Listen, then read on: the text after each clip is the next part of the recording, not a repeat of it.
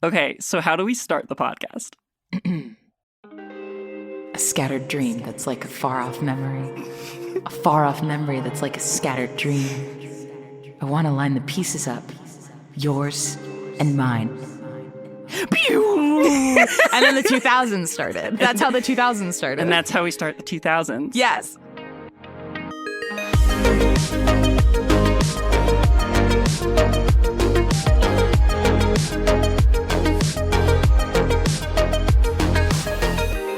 Welcome to Simple and Clean, a Kingdom Hearts podcast. Yes. I'm Mischa Stanton. And I'm Berrin. Hello. Hi. Welcome to, if I may, Yes. huge fucking Kingdom Hearts nerds. Yeah. The biggest in this room, I'd say. Yeah. That just has us in it. Gosh, Kingdom Hearts. Kingdom Hearts. Where to begin? What a franchise. What a franchise indeed. Going 25 years plus strong, question mark? Strong is a little strong, I think. Going 25 years. Definitely. Yes. 25 years in, we're waiting for the fourth game. The fourth game, which according to X, maybe got canceled like as of a week ago, but I don't believe anything anywhere. Breaking news on the pilot. Breaking news What on the are you pilot. doing? But I don't know if it's true because I don't know if anything is true anymore. I can't trust anything I see on the internet, you know, and I haven't verified it. So the Kingdom Hearts antis really want that to be true, I think. Ooh, I didn't know that there were people who aggressively hated Kingdom Hearts. I thought you either love Kingdom Hearts or are neutral to Kingdom Hearts. Mayanna, this is the first episode of our podcast. We're about to find out. Oh, yeah. Hey, if the antis are in the chat, tell me why you hate Kingdom Hearts. Yeah. And use as many words as possible for engagement. So, in an effort to give people some context as they follow us on this journey, and without getting too into the weeds, as people are want to do with this series, what is Kingdom Hearts about? Great question. So, first, broadly, even before we get into that, Kingdom Hearts is a video game series. Yes. The first game came out on the PlayStation 2. Broadly speaking, Kingdom Hearts follows Sora, who is a young boy at about 14 years old who lives on an island with his two best friends, and they have a dream to traverse the realms beyond their world. Like within Kingdom Hearts as a game series, they understand that they live on like a planet and that there are other planets out there called worlds that they want to go and explore. So yeah, in the beginning, it's just these three best friends who are like, we're going to go see what other worlds are out there. And then tragedy strikes their home and they are all thrust into these portals that transport them and split them up and they're separated. And so then Sora, desperate to find his two best friends, Riku and Kairi, pairs up with Donald and Goofy of Disney fame. There they are. Who are coincidentally also looking for their friend Mickey Mouse. Because Mickey Mouse is the king in this version of the world. And he's left them a mysterious note saying that he needs to go investigate worlds that are disappearing.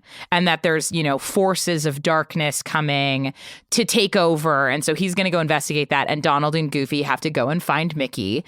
And so Donald, Goofy, and Sora find themselves together and agree to mutually help each other find their respective friends. Sure. Well, and I also think it's important to mention that Sora, through this process, is chosen by a mystical weapon. Yes, called the Keyblade. Yes.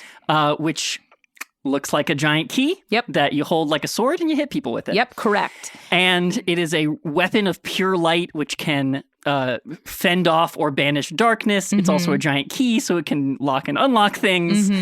And so the reason Donald and Goofy find Sora and link up with him is because they've been told to look for this key. Yeah, and look follow for the this key and follow the Keyblade wielder. Right. And so the first game especially, which is probably the most straightforward, follows Sora, Donald, and Goofy as they travel to these different worlds. Which are all Disney movies. Are all Disney movies that exist in their own little planets. So there's like Planet Tarzan and Planet Hercules. And one of the things that Sora Sora, as the Keyblade wielder, must do in all these worlds is find the key hole at the heart of each planet and seal the darkness away. Yeah. And so as they continue to travel along, they get different clues and learn more about each other and become really close friends. One of the fun things in Kingdom Hearts 1 is this like rivalry between Sora and Donald, who don't get along and then grow to get along. And then at the end of Kingdom Hearts 1, which kind of expands the world outward much more, is like Sora finds Riku and Kairi, but in that process discovers that there's forces far beyond what they all originally thought. Yeah. And then at the end of Kingdom Hearts 1, Sora, Riku, and Kairi get separated again, but this time by choice, to go and sort of follow these different pathways that have been laid out in front of them to discover the real truth of what's going on. Yeah, it's sort of the story of these three friends from a tiny little backwater town who get like embroiled in this major cosmic conflict between the forces of light and darkness. It's very anime in that way. Yeah, but that the strength of their bond becomes intrinsic to that conflict, becomes like emblematic of the conflict. Yes, that their friendship is forged in this resilience and love that transcends interdimensional travel. It's like Harry Potter meets Star Wars meets Interstellar meets like Back to the Future meets like it's an epic story about these three kids who just one day their lives changed forever in ways that they couldn't have ever predicted. And then they deal with that. Just like puberty. And also Hercules is there. You know what it kind of reminds me of, Mischa? And I'm going to say something controversial yet so brave. Excellent. It's kind of like the Odyssey. Okay, wait. Oh my God, this is so big-brained. Tell me how Kingdom Hearts is like the Odyssey. Okay, buckle up. First of all, it is an epic journey. Yeah. In which a man is trying to reunite with the love of his life. Man is strong. Boy. There you go. Male presenting, maybe femboy. A little bit. Did I think Sora was a girl until he got pronouned in Traverse Town? Yes. I totally thought Sora was a girl. Anyway, we will talk about that at another junction. But it is an epic journey in which you traverse via ship to a bunch of different islands where you learn different things about yourself. You get maybe tempted or challenged to either stay or go. You face horrifying creatures of varying scales and sizes. Sure. You make the journey home only to then deal with even more struggles afterward and go on a journey again. So if anything, it's the Odyssey 2. Too odd to Issy. Too odd to Issy. Too odd dash X739.02 months over 17 seconds. I think those are my major arguments that Kingdom Hearts is like the Odyssey. Yeah, I see it. Thank you. And at one point, Sora goes to the literal Greek underworld. He literally does. And also the Kingdom Hearts version of the underworld, which is just the dark beach. Also true. With this podcast, Mayanna, who are you talking to? Who do you hope this podcast is for? I hope the folks who need to do their laundry. And more seriously... God damn it.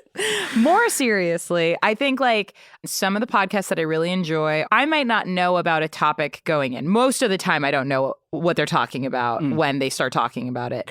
But I get excited because I'm interested in hearing about a new thing I've never heard about. And I'm interested to hear those people talk about it because they have interesting perspectives. I learn new words. And so I'm hoping...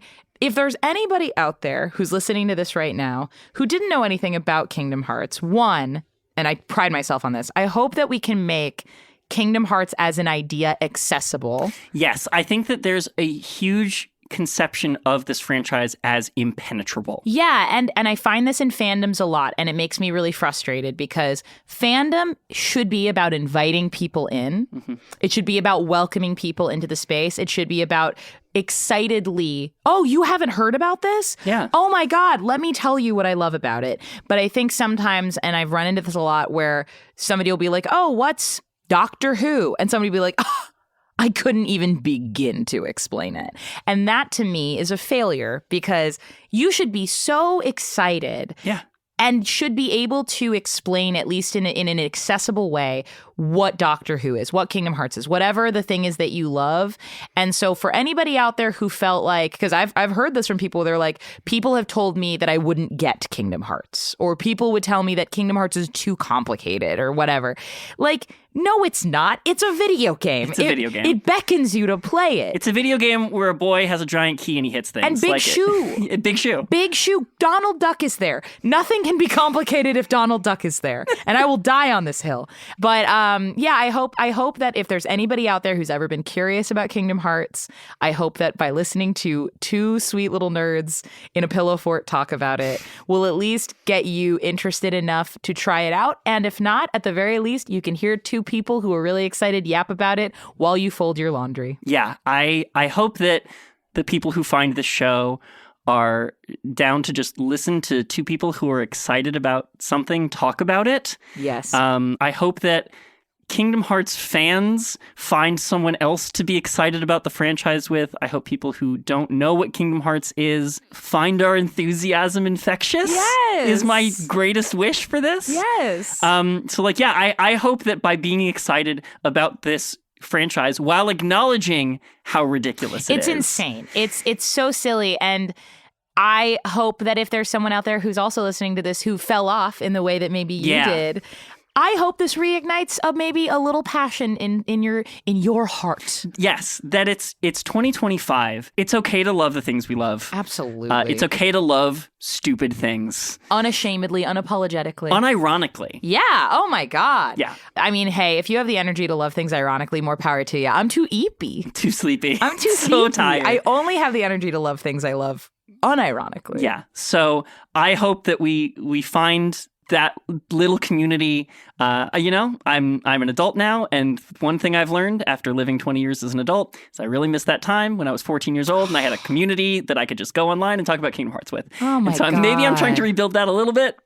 That's beautiful. I miss a time where a new game was like the most exciting thing. Mm-hmm. that you'd wait all day at school and think about how you were going to beat the boss when you got home. Or you'd get Game Informer magazine. Wow. Desperate. The Prima Guides.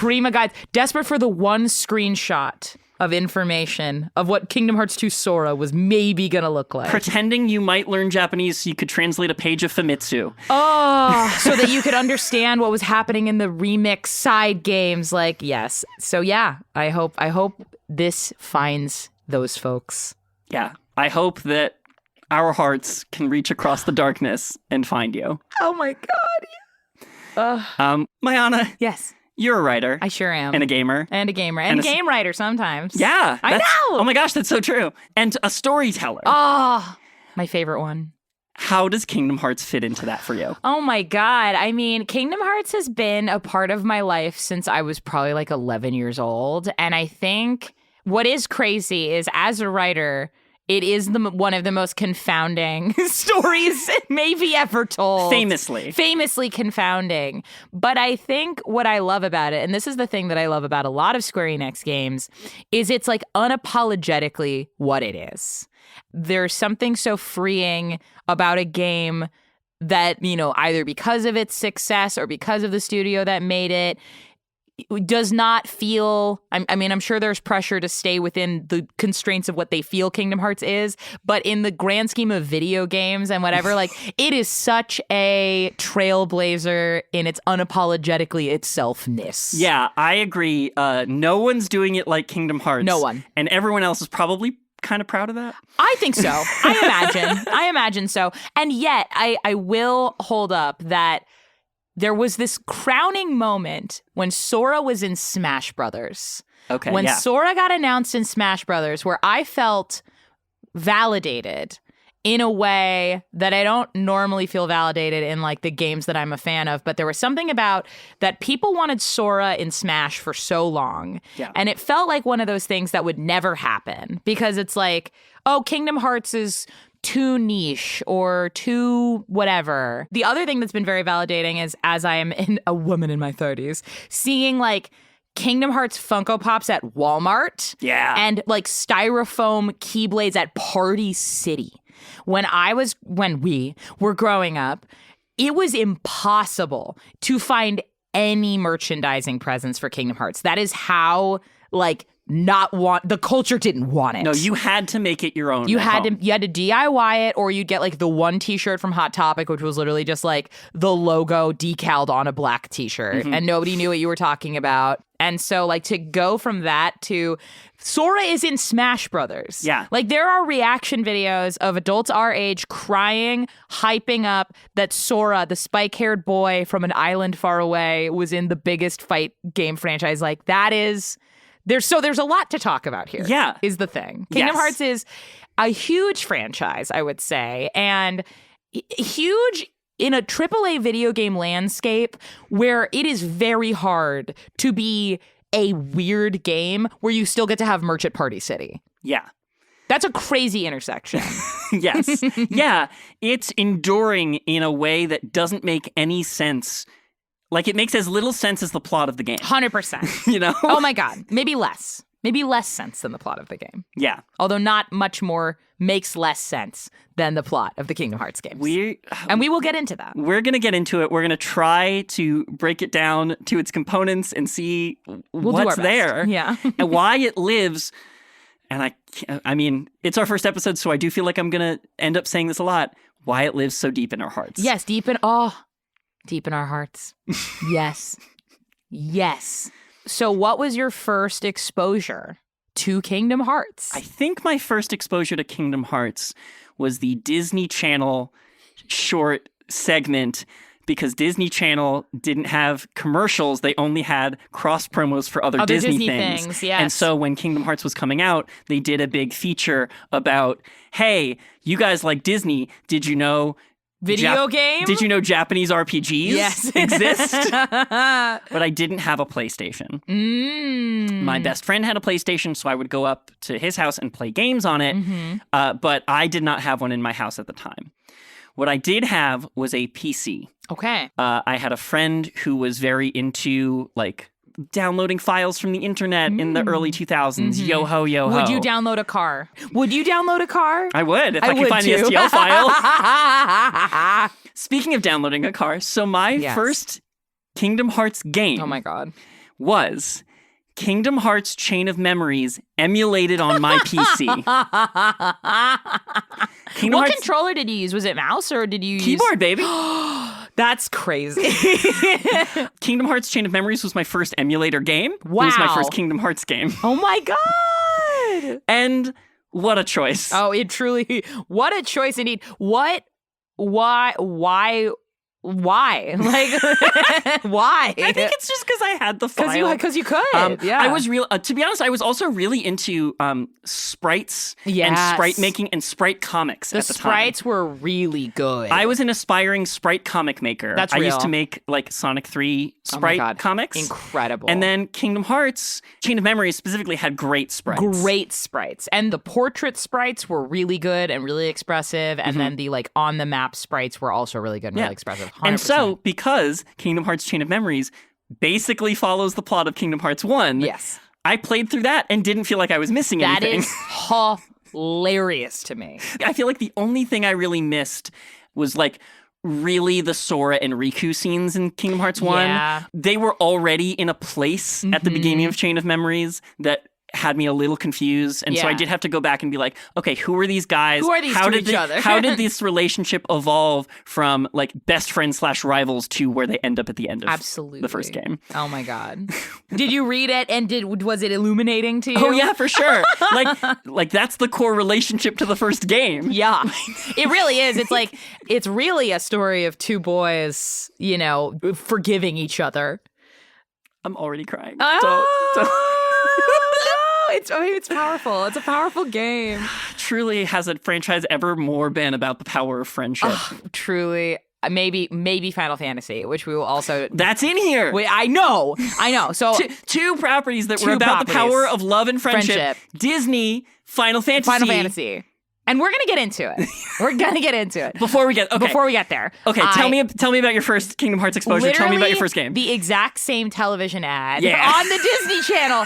Whoever was responsible for making sure that happened, thank you. I don't know where you are. I don't know what you're doing now, but thank you. Thank you for making that ad. Thank you for putting it on television, because my life was changed forever. I think I was like 11. Yeah. And I remember just being like, it's a video game with Disney characters. I need it right now. And I think at the time, my first video game ever was Tarzan on the PlayStation 1. Okay. Yeah. And then I played the Crash Bandicoot games. We had an N64, but I think I didn't really like the controller. So I wasn't like, I didn't imprint on it in the same way. Famously bad controller. Famously bad. Maybe one of the worst. I have it on my keys just to keep me humble. To keep you humble. So I loved PlayStation. I think that was probably my main system. And so I got the game. My parents got me the game. And I didn't even know. How could you know your life was about to change forever? How could you tell that this start screen?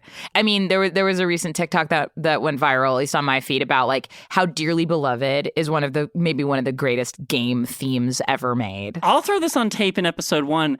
I walked down the aisle at my wedding to Dearly Beloved. I'm thinking about it. It's really, really good. It's powerful. It's a powerful piece. And the thing that they talked about in this TikTok is like every version of the game has a different like variation on it, and all of them are really good. And Kingdom Hearts 3's especially is just like a beautiful, like it's like a graduation. It's like all of them coming together. And so I press start on Kingdom Hearts, and there's this beautiful CGI opening that has an absolute banger of a theme, and there's all this imagery that doesn't make any sense, and a boy or girl, at least in what I thought it was when I first played it for a longer amount of time than would be appropriate, I was like, wow, this girl is falling from the sky. And then landing on the way that the game starts is you land on this giant stained glass panel of Snow White. Yeah. And there's this angelic music playing, and you're in this holy sacred space surrounded by like nebulous darkness. It's like a religious experience. It's so insane.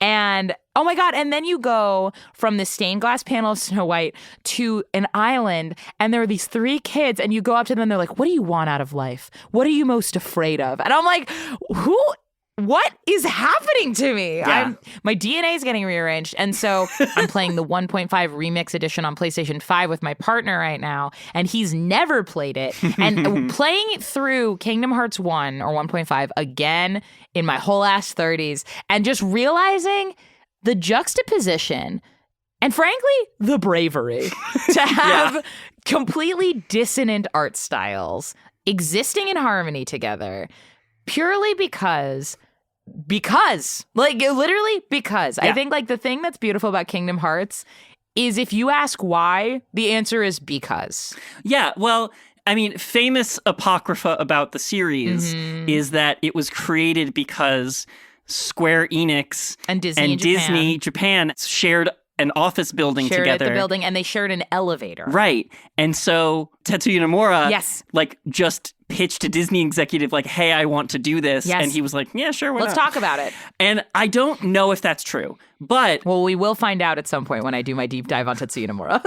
But what's more important, I think, is like, it feels true because that's the kind of game it is. It's a game that could only exist because 2 people happen to be in an elevator at the same time. Yeah, exactly. That's the only way something like that happens. It's kind of like when you find out that like 2 actors in real life are like really good friends. Yeah. And so they make like a crazy zombie apocalypse movie together or something. And you're like, how the hell did these 2 guys link up? And like, they've been friends since high school. And you're like, that makes sense. Yeah. That feels like a thing that makes sense to me. Yeah. But yeah, so I played Kingdom Hearts 1. So what else is really fun is if you stay on the start screen for long enough, a little other movie plays. Yeah. And I remember my parents would have people over for dinner, and they'd be like, Mayanna, show them that game. And then we'd put the start screen on and we'd wait for the little movie to play.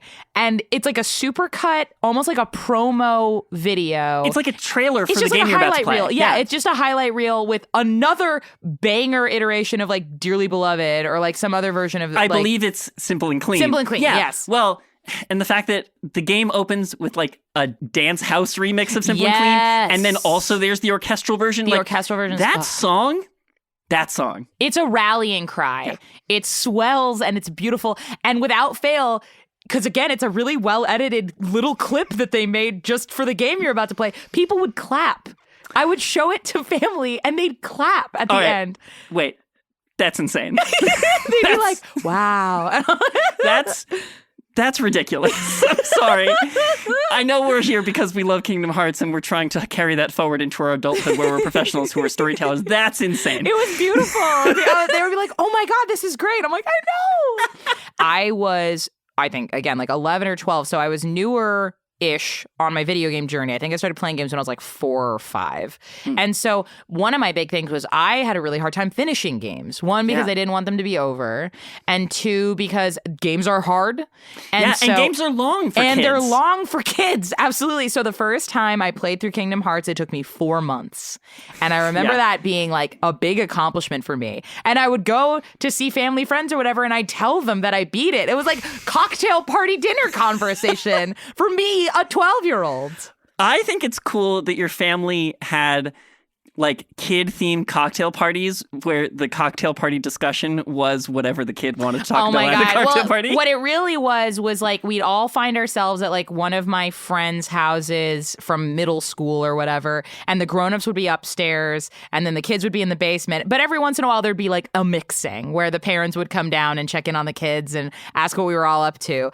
But I will say, my parents were very supportive of my interests growing up. That was something that they didn't maybe always understand them, but they were supportive of them. That's the important thing. 100%. And so and I think, I think they were low key a little interested in Kingdom Hearts. I think they were like, what's this all about? That's the thing. It's the bridge. Yes, that's what's great about it. Absolutely.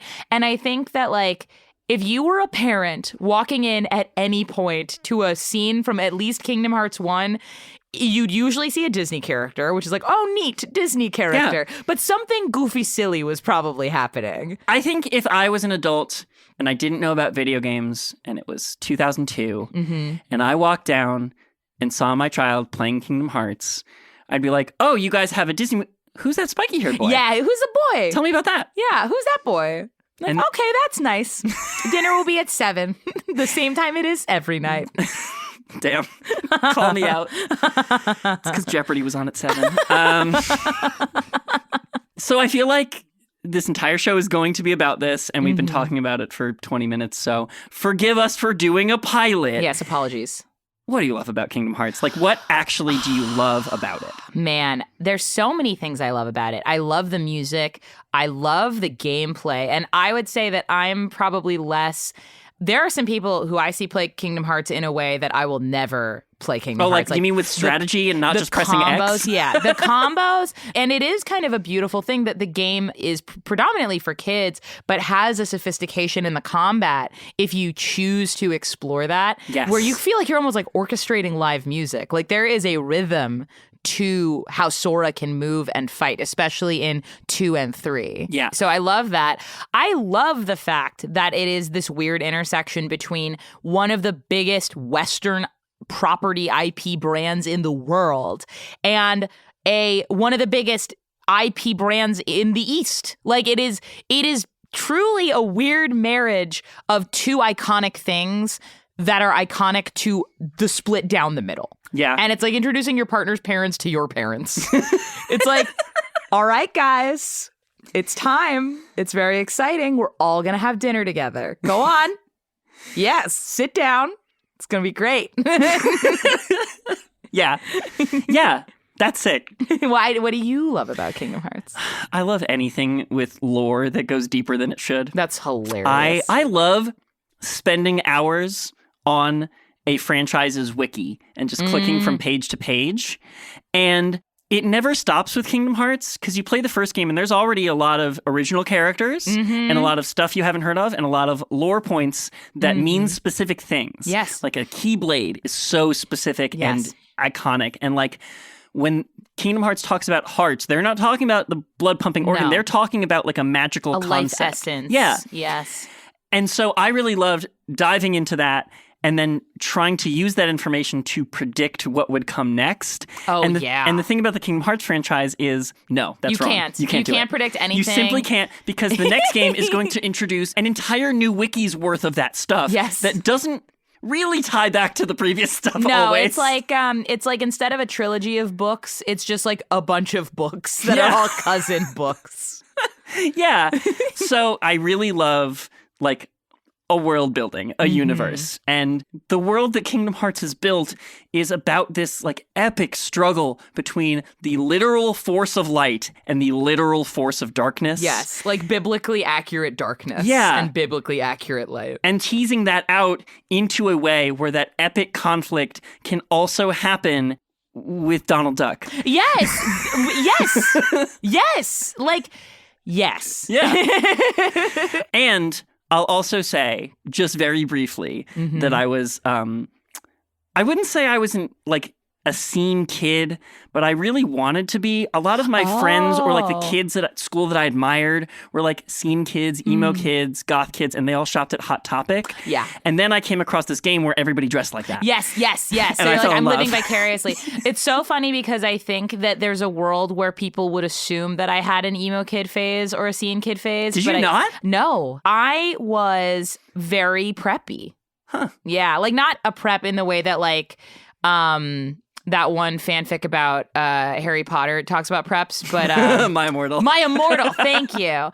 But I was very like, I mean, I was living in Michigan at the time, and so I was like an Ugg Boots North Face kid. Well, that's the place where it's like accepted because you need that shit for You the needed weather. to not die. Yeah, exactly. It was very cold. But I think like I actually, all of those concepts of like the type of music that it was, the hairstyles, all of that stuff was like, to me, I didn't even really know that there was a one-to-one equivalent in the real world for that aesthetic.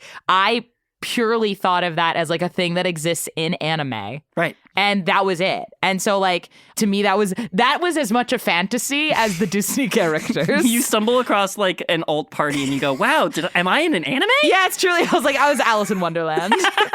What mushroom brought me here? And that's another thing. It's just because it's so absurd and a side of reality. Yes. Like it is a good way. I mean, Kingdom Hearts is also where I found indie internet community. Yeah. Speak on that a little bit, Yeah. please. So I played Kingdom Hearts Chain of Memories on my PC in Virtual Boy Advance.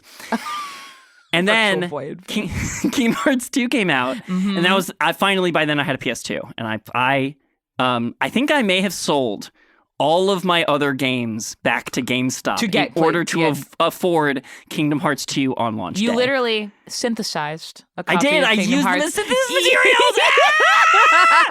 And that we will talk about that. That's another thing, guys. We have so many episodes planned of this show. Like, this is just the start. So I found Kingdom Hearts 2, and it's so funny now looking at it and being on Kingdom Hearts TikTok. It's almost universally acknowledged that now that the entire like first arc of games has come out and been completed, that Kingdom Hearts 2 was the best one. Oh, yeah, I could see that. I think like it was close. I think Kingdom Hearts 3 was close. So I played that, and I went online and was big into the sprites, so I went and looked up the assets, and I found this wonderful little website called the Kingdom Key, which I don't know if kids know this, before every website was just Reddit. There used to be individual websites and forums for things. I do miss that. Same. Big same. Yeah. So I found the Kingdom Key, which had attached to it a fan forum. And I made Kingdom Hearts friends online, and I loved digging at all the little story bits and getting into the lore.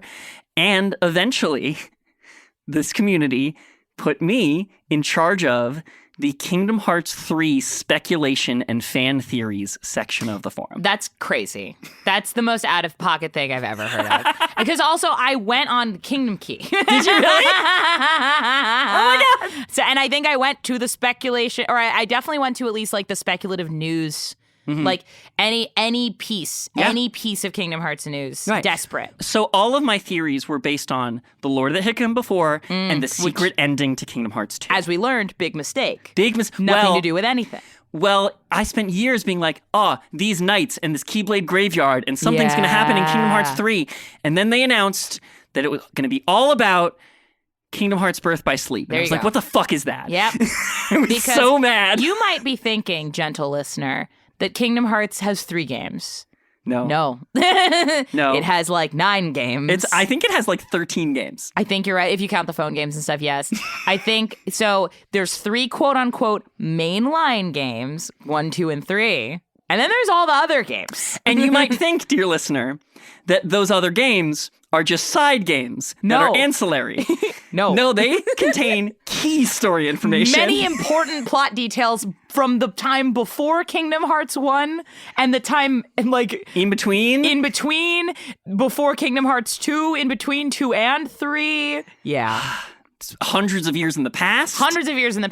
Also very important. Yeah. Everything important. Some of the most critical plot details to the origins of everything are on a cell phone game in Japan only. Oh my God, yeah.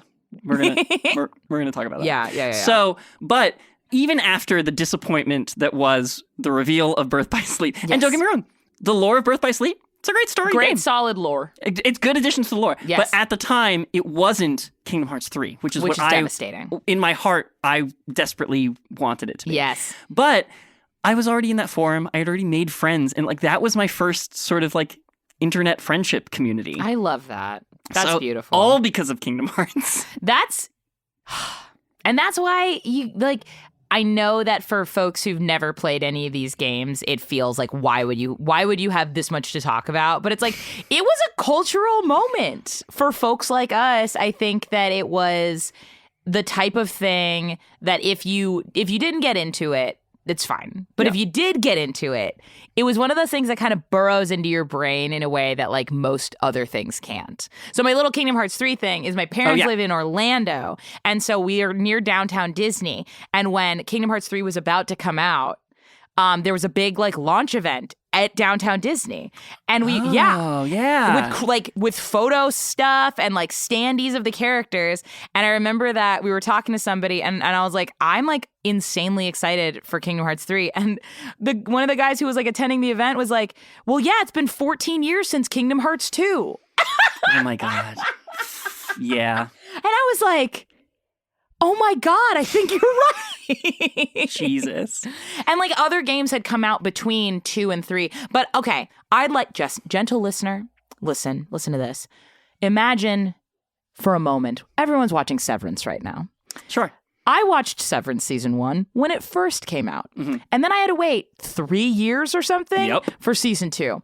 Imagine that you play a video game with a crazy secret ending at the end. And then the mainline follow-up to that game comes out 14 years later.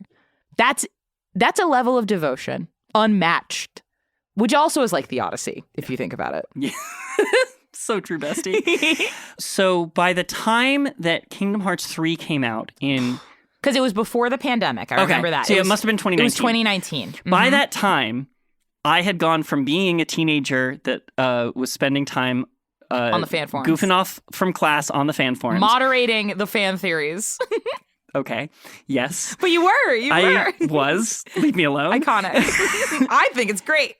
And, well, here we are making the podcast. Yes. Well, I went from that into a full adult with a full career and a job and friends and a spouse. Yes. So by the time Kingdom Hearts 3 came out, I had sort of fallen out of love with the game. That's fair. So I didn't buy it. I let the hype go. That's so and funny. I let Polygon review it and tell me that it was a mixed and somewhat disappointing but also satisfying ending to a trilogy that spanned 25 years or 20 years or whatever. I let my good friends that I was Kingdom Hearts friends with play it and tell me that I would be disappointed and not to play it. Oh my God. And I internalized that and I just sort of let it pass me by. And then I think I convinced you. Oh my God. I didn't realize I brought you back in. Oh my God. So we started hanging out. Yes, we did. A lot about last year. Yes. Because we make another podcast together. Yes. It's called The Wandering Path. It's weird to advertise a podcast and the pilot of another podcast. Cross-pollination. Vertical integration, Alec Baldwin called it on 30 Rock. Synergy. And we were hanging out and Kingdom Hearts 3 came on sale. Yeah, that's right. And it had been on sale before, but so I wasn't going to pay $60 when it came out. No. And I wasn't going to pay $40 the year after it came out because I'd heard it was kind of disappointing. And it kept coming up on my wish list and whatever, and I kept being like, that's too much for that game. Mm-hmm. And then Kingdom Hearts 3 went on sale for $25. And that's a perfect amount. And that's the right amount of money. That's a perfect amount of money for Kingdom Hearts 3. And Mayanna looked at me and said, Mischa, you're going to love it. Yeah. For $25, you're going to love it. Oh my God, yes. And I played it, and I think it was because I didn't go in immediately. I didn't go in with that hype of having waited for this game for 16 years and through a formative period of my life. Right. I just came to it as sure, it's $25, whatever. Yeah. And I played it, and it was great. Yay! Yes! And it wasn't perfect. It wasn't the apotheosis of my childhood dreams, but it was good and satisfying. And I definitely cried when Axel and Roxas and Shion reunited at the end. Beautiful. It was probably one of the most beautiful moments in video gaming. I cried when the Keyblade tornado happened. Oh my God, It was so beautiful. And I didn't understand that was a big send up to one of the cell phone games that I didn't live in Japan, so I didn't play. Kingdom Hearts Unchained Key. There you go, Unchained Key. But there's a moment at the end of Kingdom Hearts 3 where all of these spirits of other Keyblade masters come to Sora in this moment and create a Keyblade tornado, and Sora rides his Keyblade like a skateboard through the sky and fires all these other Keyblades at a monster. And I was like, I don't know what's going on, and it means so much to me. It was incredible. Mm-hmm. It was everything, and it was pure nonsense. Pure nonsense, which is all that Kingdom Hearts is. Truly. I remember now because you texted me, because I think it must have been during the holidays or something. And you were like, I got Kingdom Hearts 3. And then 3 days later, you're like, I'm done with Kingdom Hearts 3. And I was like, that's incredible. It must have been during because my birthday is the day after Christmas. Oh, then it must have been a birthday present for myself. That must have been what it was. But because my Kingdom Hearts 3 experience was I was really sick after a trip. Oh. And so I was nestled up in bed and I just played through all of it, and it was so fun. And I felt this pressure from the game of we gotta wrap this stuff up. Yeah. But which is so funny because it did spend tens of hours not doing that. Doing other things. Doing almost nothing. Doing other things instead. You reach a point in that game where they're like, all right, it's story time, baby. Yeah, and I was like, oh, okay. We gotta go. We're losing daylight. We're losing light. I want to hear a little bit, Mischa, about your relationship to either Final Fantasy or Disney. Okay. The other two core planets in the Kingdom Hearts universe. Yeah, sure. Well, I was born in the early 90s. So I was born right at the beginning of the Disney Renaissance. So my relationship to some of the best Disney films of all time is formative. Yeah, same. The Lion King was the first movie I ever saw in theaters, and it's also the first movie I ever saw 3 times in theaters. Wow. I called myself Simba. Oh my God. I called my mom Scar. Oh my God. Because my mom has green eyes and Scar has green eyes. So funny. Called my dad Mufasa because he had a deep voice. And he's the dad. And I called my grandmother Rafiki. Gorgeous. Why? Couldn't say. Well, I don't know what the vibe of your grandma is, but Rafiki's got kooky grandma energy. My grandma was definitely had there kooky you grandma go. energy. Yeah, that was exactly right. And those are the movies that are featured as worlds in Kingdom Hearts 2. Absolutely. It's The Little Mermaid, Hercules, Aladdin. Lion King, Aladdin, Nightmare Before Christmas. Yeah. Yeah, it is interesting, and it's been fun to track over the years which Disney movies get their little moment in the sun. It is funny also hearing, like, for example, the voice actors for Rapunzel and Flynn Rider, Mandy Moore and Zachary Levi, have said they're like, it would be an honor to voice Rapunzel and Flynn in Kingdom Hearts. Really? And they did. Well, they did, because I thought that movie came out in 2010, and by 2010, Disney would have put a rider in all of their contracts that, like, if we want you for a Kingdom Hearts game, you have to show up. I imagine they probably did do that. But I think that, because I think when you get to play a Disney character as a voice actor or an actor, that is it's like being on Sesame Street. It's like such a massive moment. And so I think that you become a part of an interesting, like, history. Yeah. And so seeing, even within Kingdom Hearts, this video game, like, which worlds got the Kingdom Hearts treatment, got full worlds, is such a fun thing to track. And so, yeah, between Kingdom Hearts 1 and Kingdom Hearts 2, that Renaissance era. And then what was really fun in Kingdom Hearts 2 especially was going back even further. Yeah. Like going, like, Steamboat Willie World and Tron. I'm going to have an entire episode about Steamboat Willie World. We have to talk about it. I'm calling my shot right now. It's important. So that's my relationship to Disney. So it's just kind of that I wasn't a Disney child. I'm not a Disney adult, but like, it is foundational. It's ever present for, I think, a lot of folks in the States who grew up in that time period, especially because Disney was at the top of their game. And then when I was in middle school, early high school, my dad got hired by ESPN. Oh my God! Which I don't know. It's owned by Disney. It's a Disney property. Yeah, Disney owns ESPN. And I don't know if they still do this, but at the time, Disney gave something called the Golden Pass to all of its employees. Oh yeah. Which is, if you work at any Disney company, you can get into the Disney parks. I think they still do it. I think there's limitations on, like, certain dates you're allowed to go or whatever. But if you work for Disney in any capacity, you can go to the parks. Right. So I didn't live in Florida, so it wasn't an everyday thing, but I did go probably more often than someone who grew up in New York might have. 100%. 100%. And it's funny, I did grow up in New York, but we would drive, like, a pilgrimage. Oh my God, you would drive from New York to Florida? We drive from New York to Florida. For people outside the U.S., that's far. It's like 24 hours. That's like bigger than some of your countries. Yeah, I know. And so, we would do, like, that was like our big family pilgrimage. We would go, like, once a year. We'd, like, plan for it. It was so exciting. And my mom would always love putting her hand up against the window and feeling the temperature change as, like, we drive from a cold place to a warm place. I know. That's cool. Okay, and then Final Fantasy, the other big component. Sure. Well, as I mentioned, for a while I didn't have a PlayStation. My friend did, and I would go up to his house to play. And he's a huge Final Fantasy X fan. Yeah, big PlayStation game. Yeah, Final so Fantasy as 10. he was playing Final Fantasy X, I would, like, go for sleepovers at his house, and we would play Final Fantasy X together. Incredible. And then as we grew up, we went to summer camp together, and our group of friends at summer camp were, like, you know, the computer kids, like the Photoshop kids and stuff like that. And so obviously that was, like, nascent internet meme culture. This is, I'm talking about, like, 2005, like, right before YouTube. Yes. So, like, the internet was starting to coalesce into itself, into what it is now. And big in those communities was Final Fantasy VII.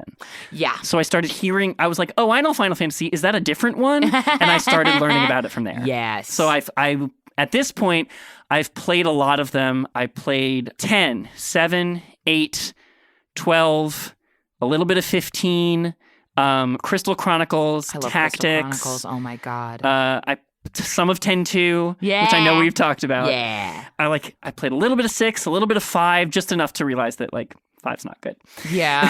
5's, but trans icon, Ferris. Yes. So also came together at a formative time. I do feel like I was learning about Final Fantasy at the same time as I was learning about Kingdom Hearts. Yeah. That, like, my love of both of them was growing at the same time and only slightly related. Yeah. That, like, I wasn't into Final Fantasy because of Kingdom Hearts, but I was becoming into Final Fantasy at the same time as I was becoming into Kingdom Hearts, and those crossover elements probably helped. Absolutely. I have the opposite. I didn't know what Final Fantasy was. Until Kingdom Hearts. Interesting. Talk about that. And so I was huge into, there's a feature in all of the Kingdom Hearts games called the Jiminy Journals. Yes. And to be clear, just to be clear, Jiminy Cricket Jiminy from Pinocchio. Cricket, Jiminy Cricket from Disney's Pinocchio is the person chronicling your travels as you traverse the different worlds. And anytime you meet a new character, Jiminy puts a little entry for them into the journal. And you can pause the menu and go into the journal and like read all the little entries. I've never done 3D modeling myself, but I'm very fascinated by 3D modeling. And so what I would do is I would go into the Jiminy journals and I'd click view model and I'd rotate everybody and I'd appreciate the artistry. Just rotate them in your mind. Just rotate on. I'd just be like, wow, look, they did it. Well, because I also, sorry, this is like a weird hyperfixation I have. I love seeing how CG artists translate a traditionally two-dimensional character. So like taking all the princesses and like making them 3D, some of them for the first time, I was so impressed. And so when, you know, you meet all of these different characters who aren't Disney characters in Kingdom Hearts, most of them are Final Fantasy characters. And I didn't know what that was. And so I thought Squall was just another original character. I thought Yuffie, all these people. And so when I went into the journals and was like, they're from Final Fantasy VII, because one of the other fun things in the Jiminy journals is every character Jiminy will write where they're originally from, which is a really funny meta thing if you think about it, because it means that Jiminy is aware of a multi-intellectual property universe. I think so. I think so too. So I was like, Final Fantasy, what's that? And so then I started looking up all of the characters and what they originally look like. And one of the other things that's really interesting in Kingdom Hearts is every character gets redesigned and kind of put into the Kingdom Hearts art style. Yeah, they get Kingdom Heartsified. They get Kingdom Heartsified. And so what was really fun was seeing the variation in the interpretations, especially for characters like Cloud Strife, who's the protagonist of Final Fantasy VII. His version of Kingdom Hearts is so crazy. His design is, I have a big very thing. different. Very different. I have a big thing about quote unquote overly designed characters. Okay. I think it's really interesting, and you see it a lot with like folks who do like their D&D character where it's like they've got different colored eyes and their hair's on fire and they've got 3 swords and the purple and the pink and the and like we're gonna throw it all at the wall. It's like an everything pizza. Yeah. And so Cloud's everything pizza fit is crazy town. He's got like a golden glove, mummy wraps, a crazy cape, a wing, I believe. Yeah, one wing. One wing. How? Additionally, also, here I am, 11 years old, playing Kingdom Hearts 1, and there's a world called Olympus Coliseum, and you go in there and you can do little fights and get, you know, treasures or whatever. And there's different cups that you unlock, like the bronze cup, the silver cup, blah, blah, blah. And then there's mystery cup, question mark cup. Ooh, love a mystery. And here I am, not knowing anything, and I click question mark cup, and a man with silver hair and a really long sword and a big wing shows up, and a theme song I've never heard starts playing, and I can't pronounce his name, and it's Sephiroth, the other main character from Final Fantasy VII.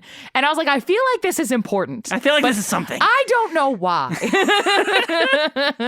But yeah, so I really wanted to play Final Fantasy, and my parents were very skeptical because the Final Fantasy, because they didn't have Disney characters that they could talk about at their dinner parties. Exactly, they didn't. And also the big game that was out at that time was Final Fantasy X-2. Sure. And that one, I would say, probably has some of the more sexualized female characters on the cover. Yeah, definitely a cover that has scantily clad women on it. Scantily clad women on it. So I'm like, Mom, Dad, can I play the video game with the lady with the booty shorts and guns? And they're like, no. And I was like, please. And I think eventually they were like, okay. I think they did enough research. I will say this also about my parents. My parents were very into making sure that I was playing age-appropriate stuff, which at the time was frustrating, but now looking back on it, I'm like, you know what? Fair. But they did let me play 10-2. I think my dad sat next to me while I played the first 3 hours, and then, like, the first 3 hours of Final Fantasy X-2 are super silly, and so he's like, I think this is fine. He bailed. And was out. He's like, I get the picture. I think I get it. I think the girls are best friends. And then they change clothes and do a Sailor Moon. It's fine.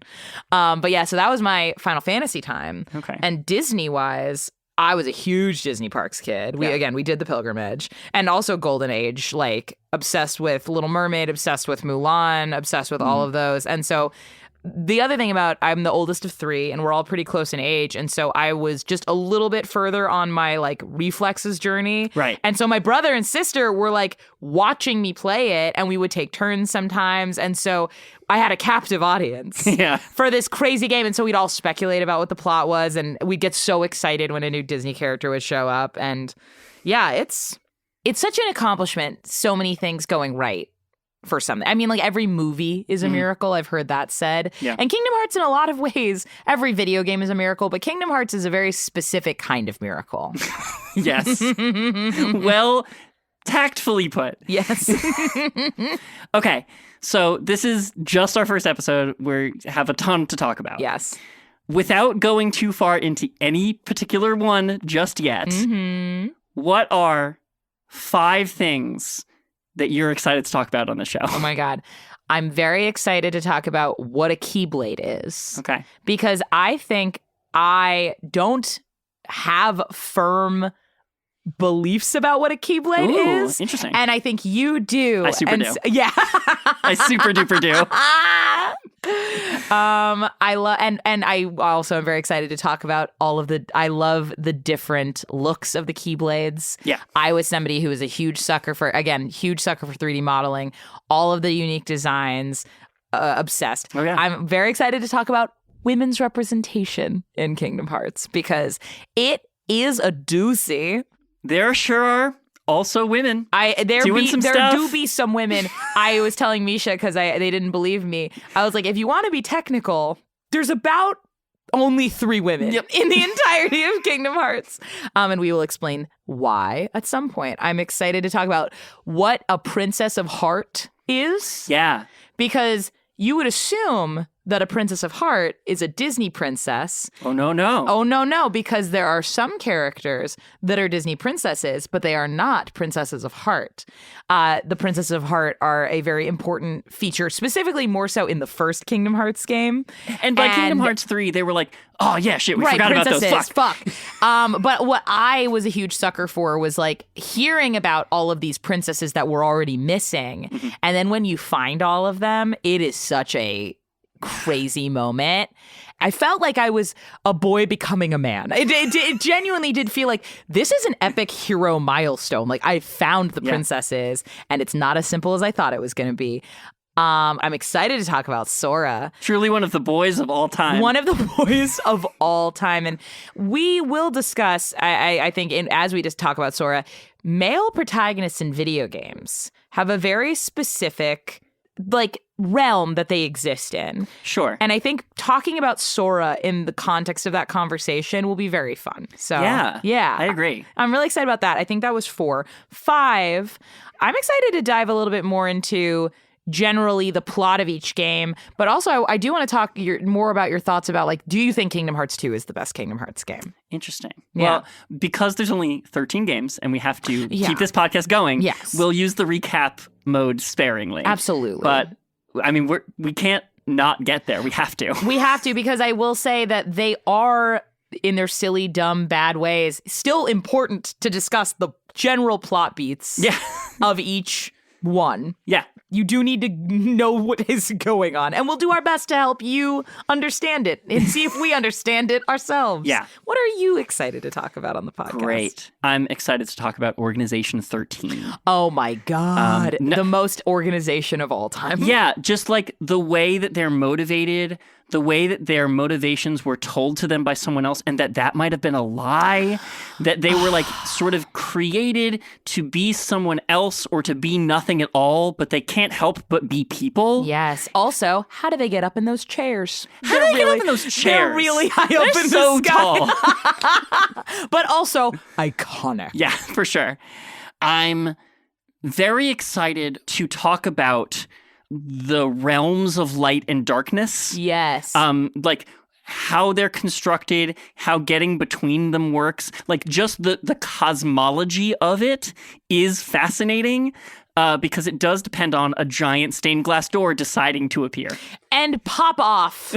What a door. What a door. Maybe one of the most doors. One of the doors of all time. One of the doors of all time. That might be the dumbest thing I've said on the podcast so far. One of the doors of all time. I want to talk about the music of the game. I was already jumping the gun on this by talking about the different versions of Simple and Clean. And Dearly Beloved. There's a reason that I thought Simple and Clean, a Kingdom Hearts podcast, was the perfect name for a Kingdom Hearts podcast. Literally. So I'm really excited to talk about the music. I want to talk about the secret endings of every game. Oh, yes. The only thing in my life was Deep Dive, the Keyblade Graveyard. I thought about Deep Dive teaser. an inappropriate amount. Yeah, Oh my God. I made AMVs to Deep Dive. I made an AMV about Roxas that used footage from near the end of Kingdom Hearts 2 in the World That Never Was, and Deep Dive set to Miss Murder by AFI. Amazing. That's a real thing that I really did. I know you did. I know. Why would you make that up?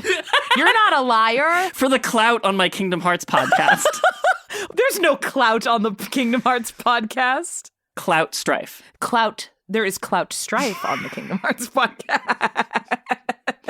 And like the clothing. Yeah. I'm so excited to spend an hour talking about the weird clothes that these people wear with you, Mayanna. Yes. Can I also tell you, I turned 31 recently, and some of my friends got for me a 3D printed pen holder of Sora's shoe from Kingdom Hearts 1. And it's all white. It was, and they're like, Sure. You can paint it. But I look at that shoe and it's all white glory. And I just look at the sculptural majesty that is Sora's shoe from Kingdom Hearts 1. Big ass shoes. The biggest shoes, maybe the shoes of all time. Yeah. Truly the shoes of all time. And yes, I do want to talk about the clothes. I'm so excited to talk about the clothes. They are insane. Yeah, true. Can I be honest? Less because I'm obsessed with the clothes, but more because I just want to listen to you talk about the clothes at me for an hour. I'm like so excited for that day. Yes, it will be a glorious day. The person who can't stop talking about the dress spheres in Final Fantasy X too. I will talk about the dress spheres till the day I die. Maybe we'll do a Final Fantasy podcast for Patreon. I would love that. I will talk about Final Fantasy X too forever. All right. Well, this is just the beginning. It truly is. We have truly an absurd amount of episodes planned for this show. And so we hope you come with us. Thank you for listening. And until next time, may your heart be your guiding key. Oh my God. Yes.